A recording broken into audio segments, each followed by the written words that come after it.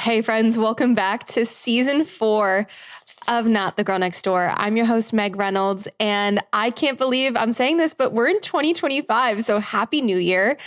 I feel like for so many of us, the fact that 2024 is over is like a big relief. Like I just feel my body has relaxed and it's just like I can breathe again now that that year is over. I don't know what was in the air last year, but I feel like for so many people, they just went through the fucking ringer and it was like a game of pinball. You couldn't stop taking hits. Bing, bing, bing. I don't know why I made that noise, but all that to say, I am feeling very refreshed, very rested, ready to start this new year. And when I was planning this episode, I knew one of the topics I wanted to talk about, and part of me was a little nervous because I was like, fuck, I don't know what else I'm going to talk about. And I was really trying hard to brainstorm. And well, pop culture answered because holy shit, did a lot happen while I was on hiatus and things that are still unfolding. So I want to completely dive right into this episode. There's a lot of things I'm going to cover and just kind of share my 2 cents on. And at the end, of course, as always, I'm going to share what I'm doing this year, my goals, some of my ins and outs. And yeah, so stick around for that if you want to hear what's going on with me.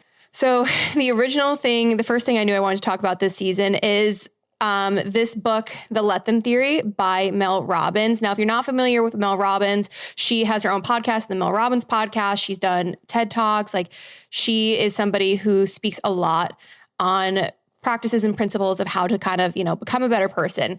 And I hate to say it though, that I read this book so that you don't have to, because frankly, this book is a complete and utter waste of time. And what I mean to say is this book is a complete and utter waste of time if you're somebody who is not ready to look inward, take accountability for themselves, and start doing the work on themselves. If that is you, if you're not ready to do that work, this is not for you. But if you are somebody who is looking to start this year and start some sort of self-love journey, work on themselves and become the best version of yourself, I highly, highly recommend this book. And of course, Rocco is playing with squeaky toys. As human beings, it is entirely possible to live your entire life wallowing in misery, self-pity, this victim mindset. And this book will not allow you to do that. As much as the Let Them Theory is this idea of you can't control others and their actions. And that's something I've said a lot on the podcast. A big, big, big principle in this book is the second half of the theory of let me. And I'm going to talk about that in a minute. But part of why I love Mel Robbins and I love her book is she keeps it real. She doesn't come from a place of higher authority. She starts off this book by sharing her own story and her own failings and taking accountability and the way she had to take accountability in her personal life. And, I think that's just really important. If you're going to be somebody who is speaking on these kind of subjects, you have to show people why they can trust you and show them, hey, I'm just like you. I fucked up a lot in my life. And that's exactly what she does. And here's the other thing about this book too. I don't think Mel Robbins is saying some profound new thought that has never, ever been uttered in society before. Okay. And she even goes through the other principles and teachings in this book, like the detachment theory, that kind of have played a role in the development of the Let Them Theory. But why I think the Let Them Theory is so successful is because Mel Robbins approaches this book in a way that is so simple. She's not overcomplicating anything. She's not trying to throw a million fancy words at you.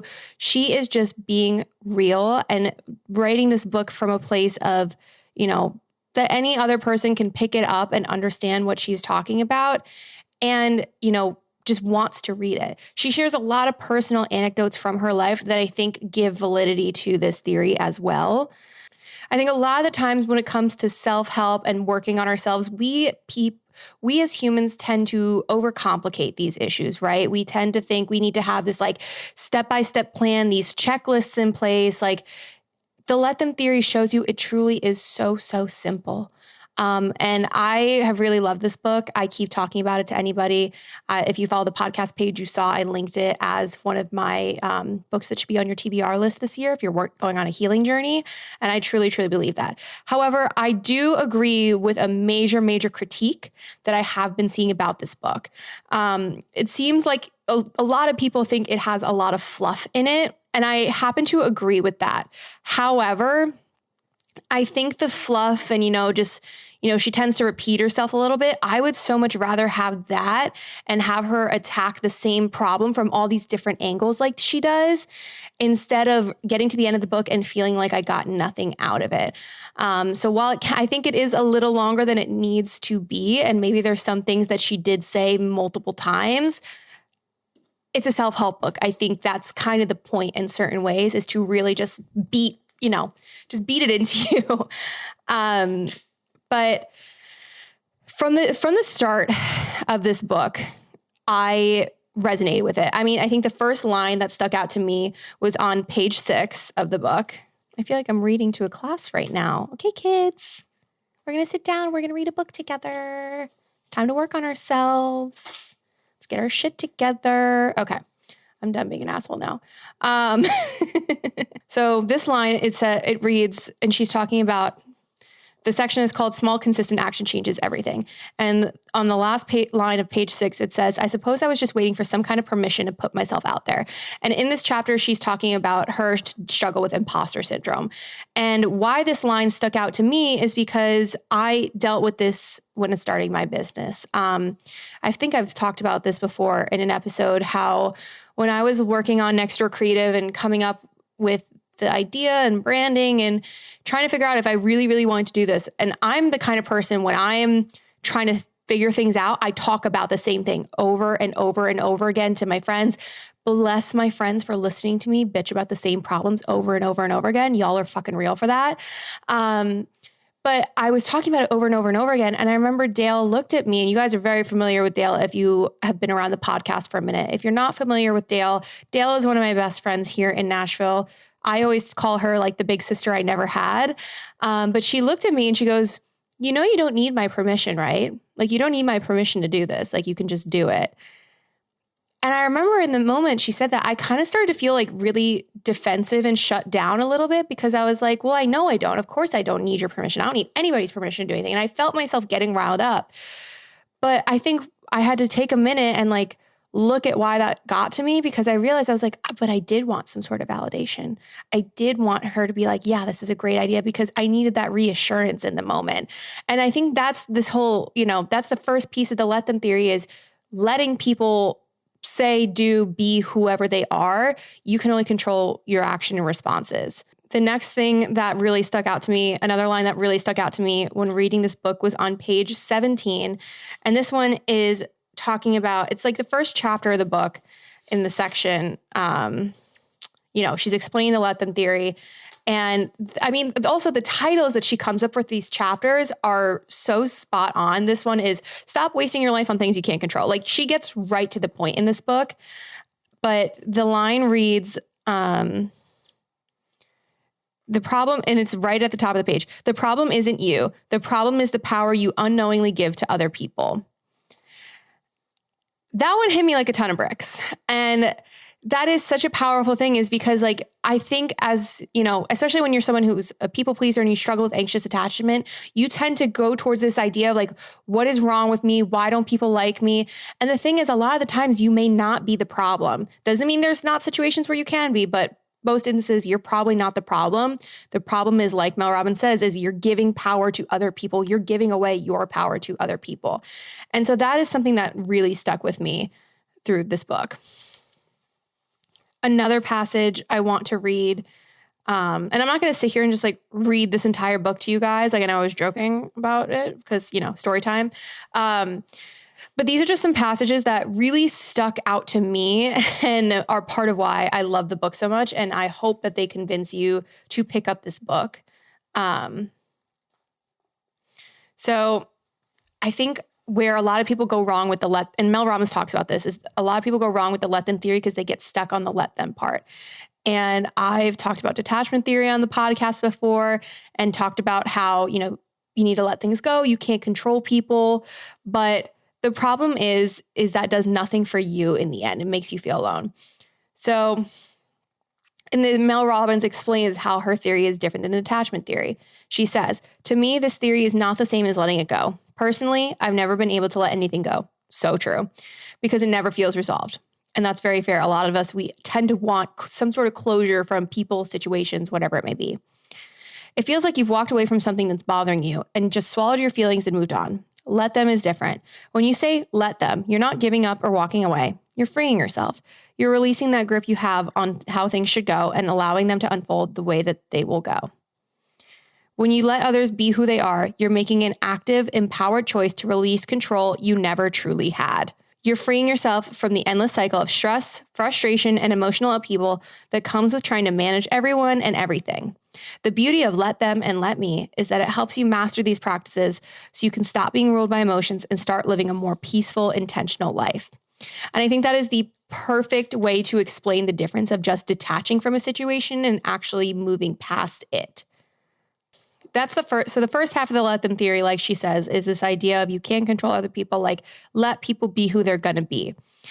And a big piece of what she talks about is how that can then long-term down the road, if that's the only piece you implement, it becomes very self-isolating and you can kind of get lost in yourself. So part of where this book talks about self-accountability is then the second half of the theory, let me, which on page 48 of the book, she says, as your friend, I feel obligated to warn you that if all you do is say, let them, you're going to find yourself without a lot of friends, without a lot of social plans, and confused as to why the theory isn't working. It feels good to say, let them, because we like to blame other people. And as we've discussed, a jolt of superiority can help when you feel down. However, that's not the purpose of the theory. She goes on to say that it's not supposed to leave you feeling alone and invisible, but rather more connected and more fulfilled in every single one of your relationships. If you find that you're using this theory and it's making you lonelier, please hear this. You are using it wrong. The theory is here to make your life better, not worse. So I'm reminding you to always remember to say, let me, because that is the part that will change your life. You are capable, and then she goes on to say, you are capable of creating anything that you want if you are willing to put the time and energy into working for it. And that means you must stop wasting your time and energy on petty, shallow, and insignificant things. And it also means that you have to stop trying to control the one thing you can't, other people. So there's a lot more that goes into that. But I think this is the piece of self-help and letting go that people really forget about is, yes, we cannot control other people. We can only control our actions and responses towards them. And that takes a lot of self-reflection and self-work. I love the way that she approaches the book through this two-step process because, you know, we've all been there that you get stuck in that mindset of fuck them, I don't need them, da, da, da, da. And then that causes you to kind of spiral.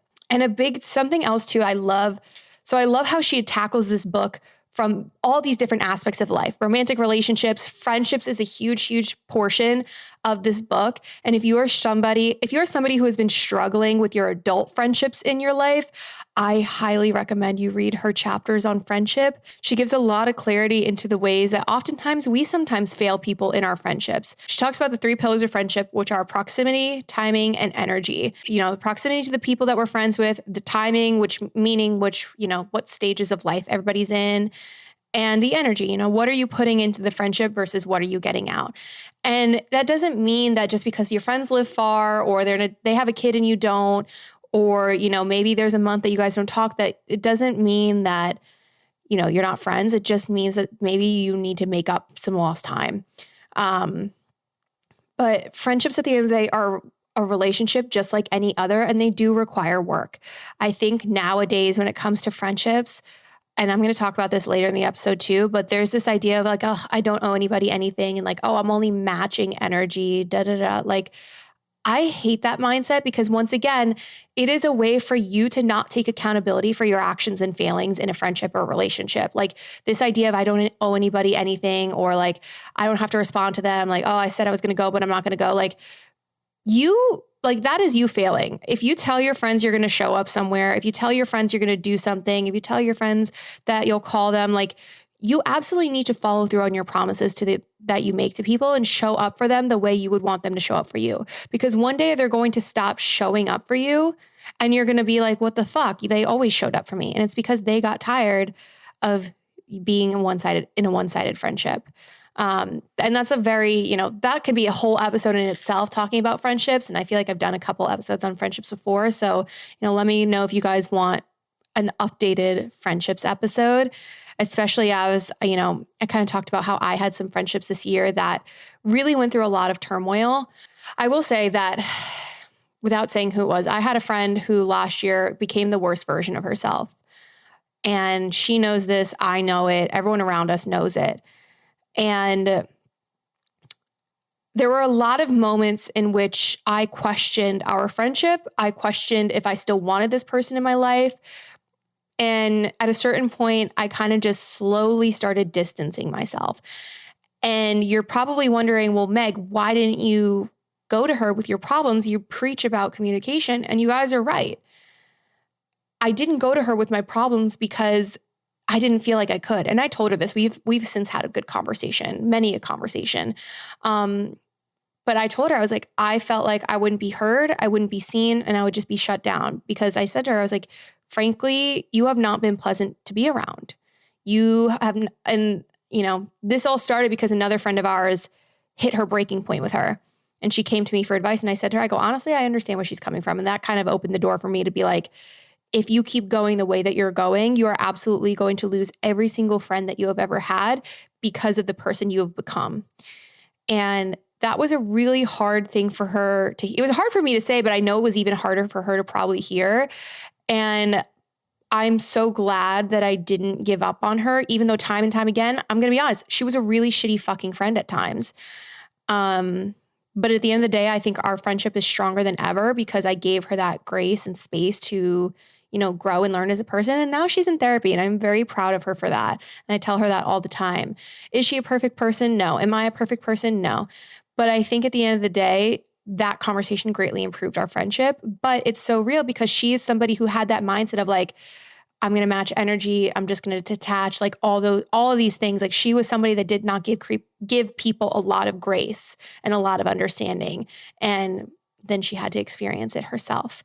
That's kind of a long-winded tangent, but like I said, if you're somebody who's struggling in your adult friendships, I implore you to read this book, especially those chapters on friendship. There's also a chapter in this book titled, You Are the Love of Your Life. And you guys know I preach, and I've said it a million times, that the most important relationship you are ever going to have is the one you have with yourself. And that has been a big piece of my healing journey. So I loved this chapter. I really, really did.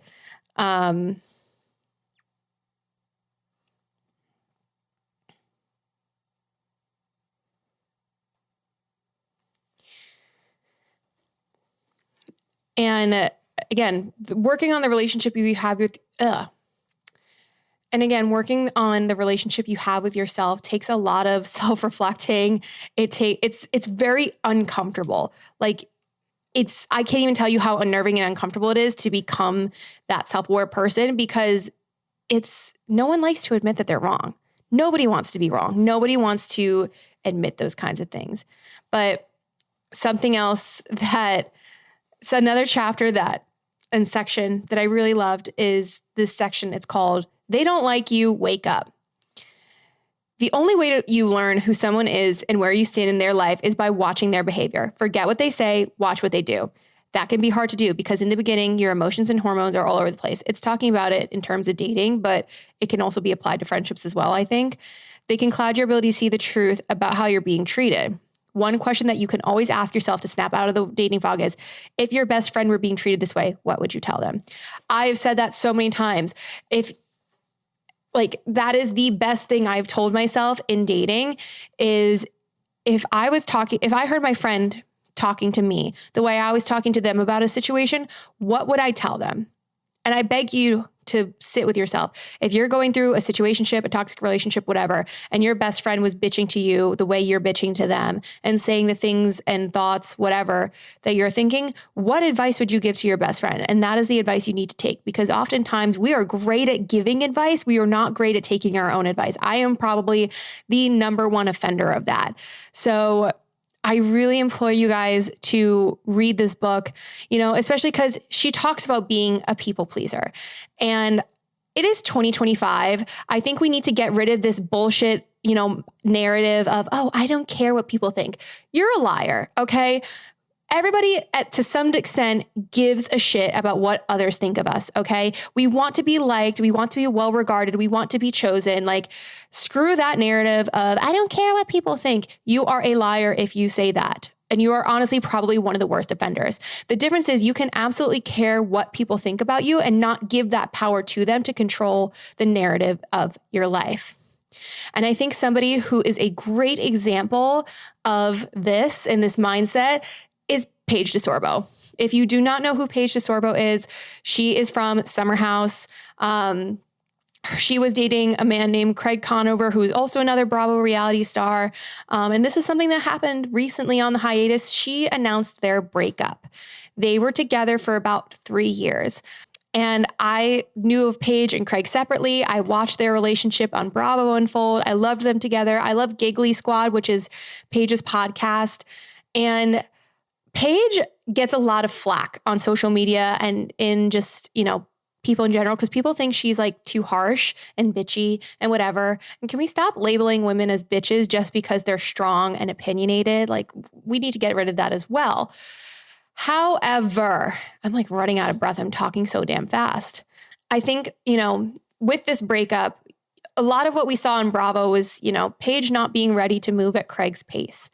And, when she turned 30, she's now 32, but when she turned 30, she talks a lot about how people are like, oh, aren't you going to settle down now? Why haven't you settled down yet? Like, you're not getting any younger, all that shit, and putting this pressure on her.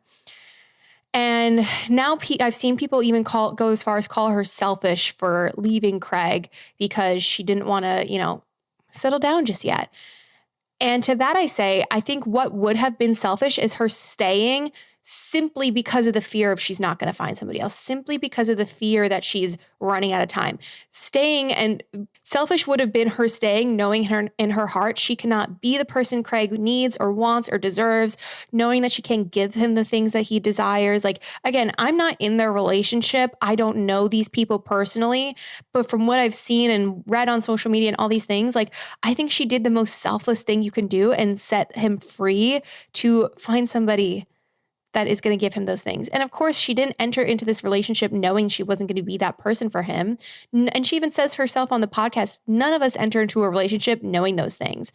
But she talks about how at 32, she has never known herself better, been more confident, and how Craig really did help facilitate a lot of those things for her, of her confidence and helping her become who she is.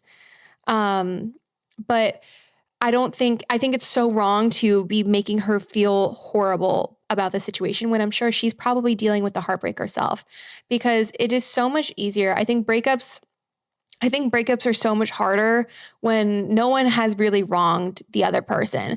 Like, it really does go to show that love isn't always enough to make a relationship last if you guys have different ideas of the future and what you want out of life. Like, it takes such a strength to look at somebody to say, I love you, but I know I'm not right for you. And I give her so much credit because that is such a hard thing to do. And, especially with things like, she could have easily, again, fed into the scarcity mindset of, well, I'm 32, I'm not going to meet anybody else. He's great to me. I'm just going to marry him. And I want to play a little bit of the segment of Giggly Squad in which she talks about this, because I want you guys to hear it directly from her. Obviously, when we first started dating, like, you don't think like, oh, what's going to happen? Like, will we get married? Will we not? You just kind of like are in this relationship. And as you get older, I started dating Craig and I was 29 and I'm 32 now, and your 30s for women, I feel like really are very transformative, and you change a lot and you grow a lot, and him as well. Not to sound traditional and old fashioned, but like, this is not a situation where like I have a 50-part series of like, who the fuck was I dating? Things like in my 20s that I would be like insecure about, I feel like I've really in my 30s had to be like, it's enough. Like, and enough with being like insecure about that, like deal with that, like, and move on. And one of the things in my 20s was like, oh my God, what if I like didn't have a boyfriend? And like, what if no one wanted to marry me? And like, then I loved having a boyfriend in my 20s. Yeah. And so like, and now in my 30s, I'm like, why are you so fucking insecure about that? Wow, you've been meeting with energy healers. I implore you guys to go listen to that full episode because Paige makes a lot of great points, just talking about being a woman in your 30s. I'm not in my 30s yet, but obviously, as a woman in my 20s, I see that I'm closer to 30 than I am 20, and that scares the fuck out of me. But Paige's speech brought me, and I'm sure a lot of other women, a little bit of comfort because it's relatable and it's refreshing to know like your life doesn't end in your 30s. You're probably just getting started and even still figuring out who you are. And unfortunately, part of her journey was realizing that Craig's not her person and she wants to be single. But props to her for leaving, especially because she admits she's like, I wanted to be liked. I don't want to be a hated reality star. Like the court of public opinion is brutal, especially in today's world where social media is so fucking prevalent. Like, and that's why I'm saying like, if Paige DeSorbo, who is a queen, an icon, we love and adore her, can admit she cares what people think, so can you. Okay. But all of that to say, I'm very sad that they broke up and I hope that they both find healing and happiness alone. But, like I said, I love both of them. And Paige, you are a queen. The court of public opinion loves you. But you know who the court of public opinion does not love right now? It is still Blake Lively and now Justin Baldoni. If you guys listened to any of last season, you will remember I did an episode titled It Ends with Blake Lively. And I talked about the movie It Ends With Us, its failings, and how Blake Lively played a part in it. Well, since then, Blake Lively has obviously come out with a complaint. Like, you guys probably know all this. If you don't live under a rock, if you don't know any of this, you live under a rock.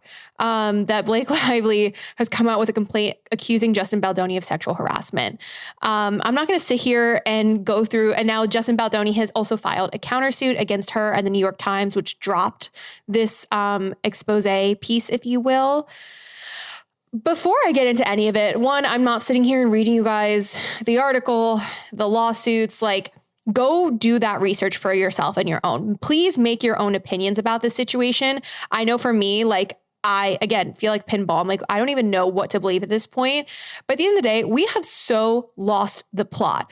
This movie was supposed to be about domestic violence, and it was supposed to be a powerful story for survivors. It was supposed to be like, it's just none of it has turned out the way it was supposed to be. And it is so disgusting and heartbreaking to see that how once again, this movie, the production, these actors have all collectively failed survivors. This is a topic you guys know I am so freaking passionate about. And I do typically err on the side of believe all women, believe their stories, because a lot of the times there is not evidence to back up their stories, which is really fucking hard. And this is where I am struggling with this story, because on one hand, I've seen the way that Blake Lively failed this movie, but it doesn't mean she was not sexually harassed. You can absolutely hate Blake Lively. You could absolutely hold her accountable for her failings and her actions and recognize that she still may have actually been sexually harassed and want Justin Baldoni held accountable. Now, I don't know what happened. I was not on that movie set, but there are a lot of things in this situation that I find really, really interesting.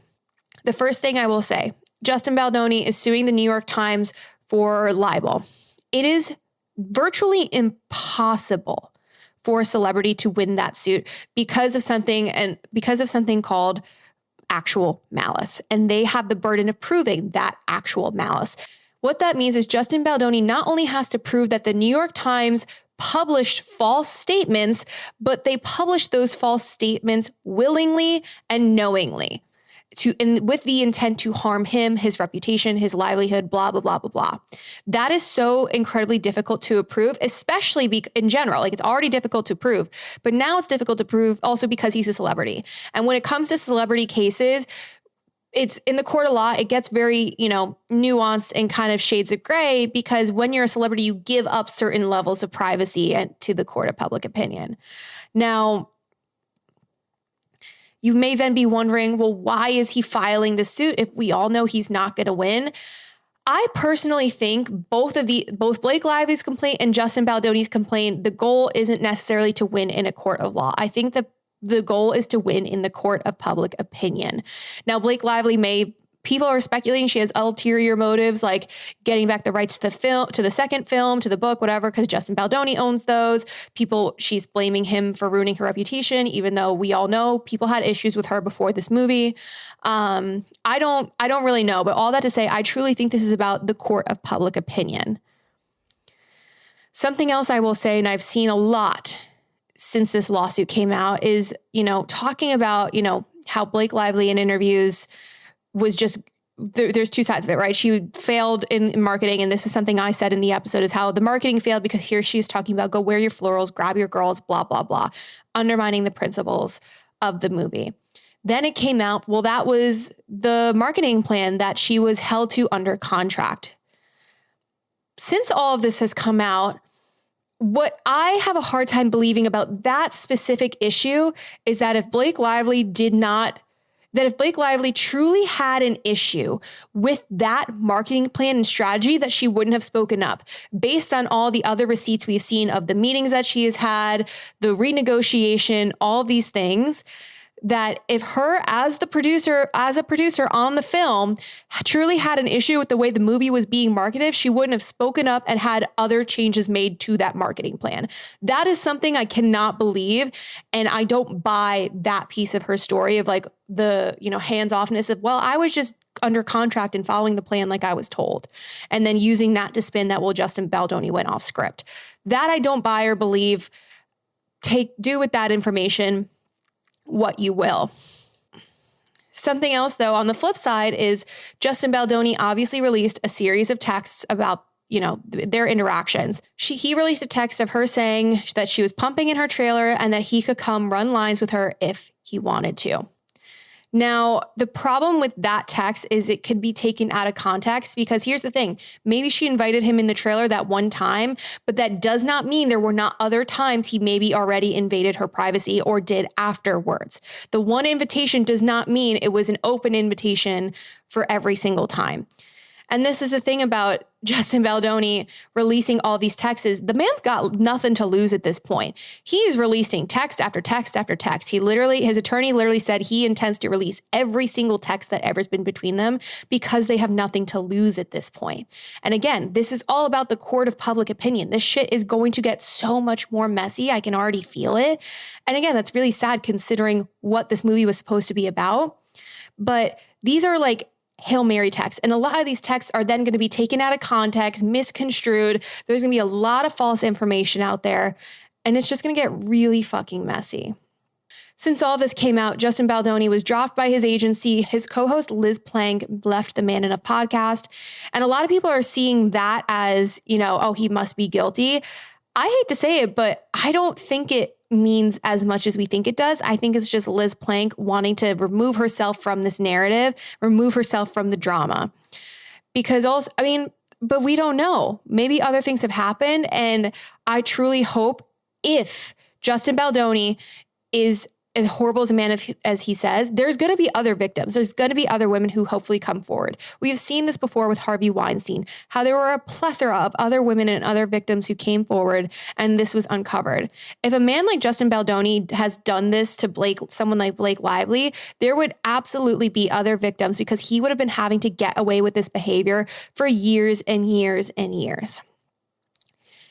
And the other sad thing too is, Justin Baldoni is a man who is put himself in a position to be championed by women because he's made himself, his, whole persona is understanding women, believing women, being a supporter and ally of women's issues. So of course women want to believe a man like that. They want to believe that someone they have idolized and seen as, this champion, this good man who's on their side. That's really disappointing for all of this to come out. And it's just crazy too, because, it just, this whole situation is really showing how society is so quick to say, yeah, that woman's a bitch and he's innocent. I did that even initially, but after looking at both sides of the story and seeing all these complaints and stuff, do I think Blake Lively was probably really difficult? Absolutely. Do I think it's possible that maybe a line was crossed? Absolutely. I just don't know. And I feel like this situation has left my head so scrambled because I was a fan of both of them before this film. I really was. And this film afterwards, I'm like, can you guys never do anything in Hollywood ever again. Like, I think after this movie, they both need to go sit themselves in timeout and cool off. And I really don't ever think we're going to see the movie for the second book. If we do, why? Just literally why? But talking about this situation, again, my head is so scrambled from talking about this, but I really implore you guys to not just listen to other creators on TikTok who, you know, there's a lot of great creators out there, especially attorney creators who are talking about this situation. But I implore you to go read the New York Times article, look at these articles themselves, read the actual complaints if you really care that much about this issue, because I want people to form their own opinions. I think people so far, it's great that people are really researching into this and forming their own opinions. And I wish we did that more with other issues. But a situation like this is so messy because if it comes out that Blake Lively, it was just, you know, all retaliation, that's a step back for women. If it comes out that Justin Baldoni did do these things, it's also a step back for women, and women will not trust male creators and male, you know, celebrities who claim they're champions of women's rights. Either way, this is a huge loss for women, this situation, and that's really sad. Just as I've seen a lot of people say, oh, Justin Baldoni would never do these things, can we leave the it's not all men mindset in 2024? Okay? Because a creator on TikTok by the name of Perfecto Pat, he said this better. He said this like perfectly, so I'm just going to quote him. It's not all men, but 70,000 is enough. Okay? If you don't know what else I'm talking about, a German investigation uncovered a global group chat of 70,000 men who were sharing stories, videos, photographic evidence, tactics of how to rape, assault, hurt women, gaslight women, be narcissists to women. Like wake up. It is such a prevalent problem. If you seriously think there couldn't ever be a group chat like that going on in the US, then you are either truly dumb or you are willfully ignorant. All right. The fact that there is one group chat of 70,000 men, do you really think there aren't others out there? Do you really think there aren't others out there? I mean, after all, like a show like Law and Order has been on the air for over 30 years because their material, it never runs out. They are constantly pulling from real life instances of abuse. After 30 years, they're still pumping out new episodes because the problem has not ceased. If anything, it has gotten worse. A lot of the times when you hear stories of rape and sexual assault and people want to believe the man, they go, it's not all men, or they'll say things like, you know, but that's someone's brother, that's someone's husband, that's someone's father. She's also could be someone's wife, someone's mother. She's someone's daughter. Why is that not the narrative that we're going with first? Why are we automatically feeling bad for the men? I don't understand this mindset still. And again, people then like to say, oh, women can do it too. Yeah, women can commit these crimes, but 99% of perpetrators are men. And you can absolutely look that statistic up. And again, that is even in instances when men themselves are victims of these crimes. It is also usually man-on-man violence. Tell me again how this is not a men's issue. If any of this conversation has upset you and you're finding yourself getting defensive and wanting to curse me out, I really implore you to sit back and wonder why that is.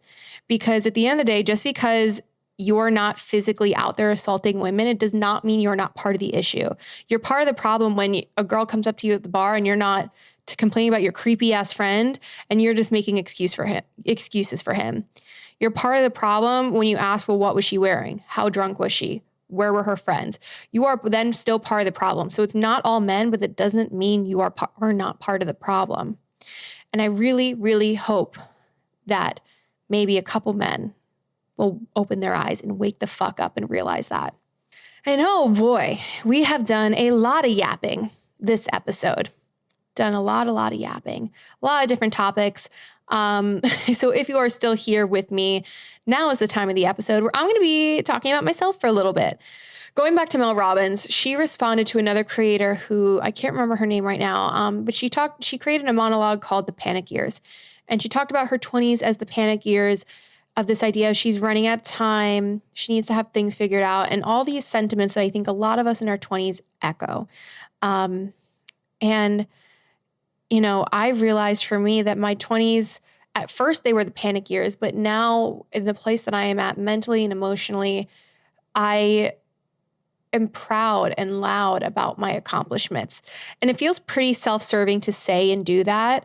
We don't ever want to come across like we're boasting or we're conceited, but it's okay for you to be loud and proud about your accomplishments and be proud of the progress that you've made, of anything that you have built. It is like okay to do that. And I hope in 2025, I myself will work past, those feelings and say fuck you to the imposter syndrome. And I hope you will as well.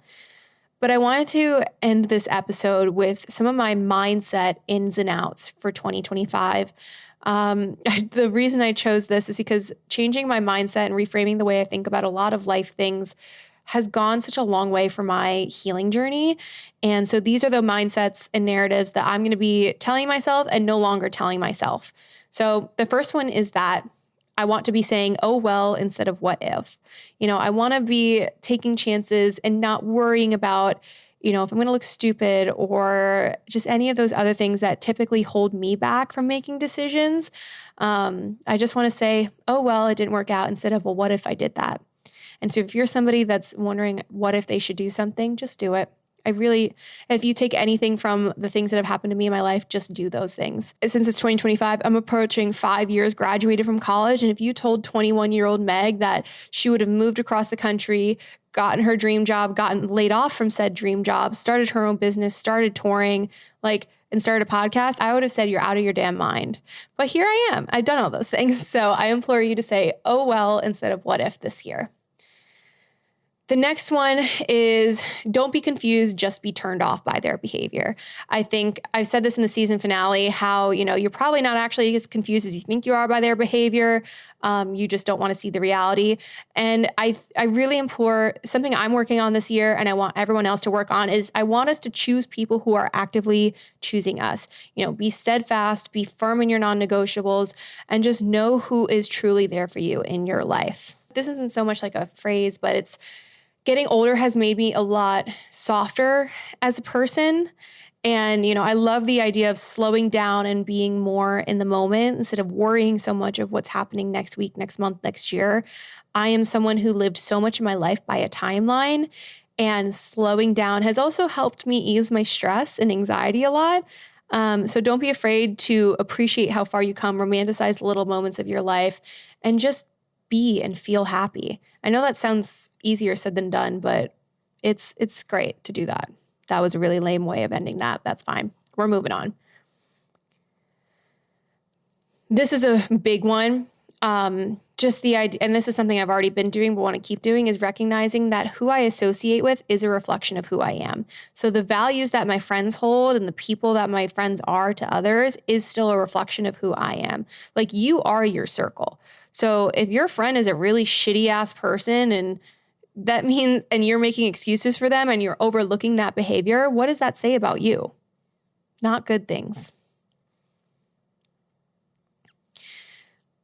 And lastly, I want to continue to not settle in love and life, especially in love and relationships, because my relationships with my girlfriends have shown me so much about how I deserve to be loved. I truly can never thank my friends enough for showing me love through their eyes, because that is what I want out of a partner. And last year really did bring me to some of the lowest points of my life and some of the lowest points mentally that I have been at in a really long time. And that was a really scary, lonely place to be at times. But my friends really showed up for me. And you better believe I kept score of who showed up for me and who didn't, who said they would be there and suddenly was MIA. Bet your ass I kept score, because I want to be a good friend to those who did show up for me, and to the ones that didn't and then are going to come crawling back around when they need me. Bye. Your ass got left in 2024. So those are my mindsets that are in. Now, my mindsets that are out. I never really personally believed in this mindset, but I think a lot of us need to leave the I don't owe them anything mindset in 2024. Because you absolutely owe people something. You owe people basic human respect. You owe them decency. You owe them kindness. if someone comes to you and they're looking for an answer as to why you no longer be their friend, or why you didn't show up to something that you said you would, you owe them an explanation. You owe them an apology. You owe them the kindness that you would want for yourself. So this idea of, oh, I don't owe them anything, it's a way for people to not take accountability for their actions. And I think that mindset has really just gone rampant in today's world, especially among social media. And I just think that mindset is a big, big reason as to why a lot of friendships and relationships fail so easily, is because, once again, we are not taking accountability for ourselves. The next thing that I want to be out for this year is forgiving people who aren't even apologizing to you. Why are we forgiving somebody if they're not even saying, I'm sorry? I don't even need to say anything more about that one. Also, in a mindset that I want us to leave in 2024 is the if he wanted to, he would mindset. And while I think that I've talked about this before, how that mindset has some merits, everybody loves differently and everyone wants to be loved differently. And something that has changed my mindset is that I realized there's something really special about communicating to people. Here's what I need from you. Here's how I want to be loved, and them respecting you enough to then follow through on those instances. Now, if you tell your boyfriend, like, I really love getting flowers from you, I would like you to get me flowers every week. And then 3 months goes by and he's never still got you flowers, then the if he wanted to, he would mindset would apply. But if you never told your boyfriend, I really love getting flowers, he may not automatically just know that. Because while it may seem like a no-brainer, you don't know what kind of love he was exhibited growing up. You don't know what kind of relationship, what he saw of his parents. Maybe that's not how his parents showed him love or showed love to each other. You can't hold people to that standard when you haven't communicated with them what you want. So let's leave that if he wanted to, he would mindset in the past. This kind of goes with the I'm sorry one, but we need to stop taking on people's traumas as our own. We should not be making excuses for people of like, oh, they only said that because they're wounded and they haven't dealt with their avoidant attachment, and his mom, his dad, he's got this trauma. Like, stop making those excuses for them. They need to be the ones that are saying like, I'm sorry, I didn't mean that. That was coming from this wounded place. You should not be coming to that conclusion for them. They need to come to that conclusion on their own. It's their trauma. It is not your trauma. So stop. And the last thing, mindset that I want to be out and something I'm going to do and I want to leave you guys with is I'm no longer going to be afraid of change. Because if I've learned anything over these past few years, it's that while change may be scary, staying the same is even more scary. Some of the best things in my life have come about because of major changes. And I love my life today, and I'm so grateful for it, even through all of the lows, like the tour bus fire. That one still hurts. I truly hope that you guys have found some peace knowing 2024 is over. I hope you feel excited and hopeful about 2025 and the clean slate. I hope you have made your vision boards, set goals and intentions. I know I've done mine, and it feels like a wish. Like, I don't want to like share them because, I don't know.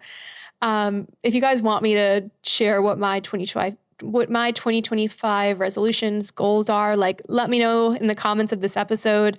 I'm happy to share them if you guys really want them. But that is all for me for the season premiere, season 4. Ugh, we're saying that again. But that is all for me for the season 4 premiere of Not the Girl Next Door podcast. Make sure you leave a 5-star review wherever you are listening. Follow us on Instagram at Follow us on Instagram at Not the Girl Next Door podcast. Also follow us on YouTube. The link for our YouTube channel is in the Instagram bio. And I believe it's just at NTGND podcast on YouTube. I should probably look that up, but just search Not the Girl Next Door podcast YouTube. You'll be able to find it. Make sure you subscribe there because all of the season 4 episodes are going to be full-length videos now. And I'm so excited about that. But stay tuned because we have so many exciting guests planned for this season. I have a good feeling about this season, guys. So stick around. Thank you for being here. If this is your first episode listening, thank you for joining me. And I will see you guys next week for another episode. Bye, friends.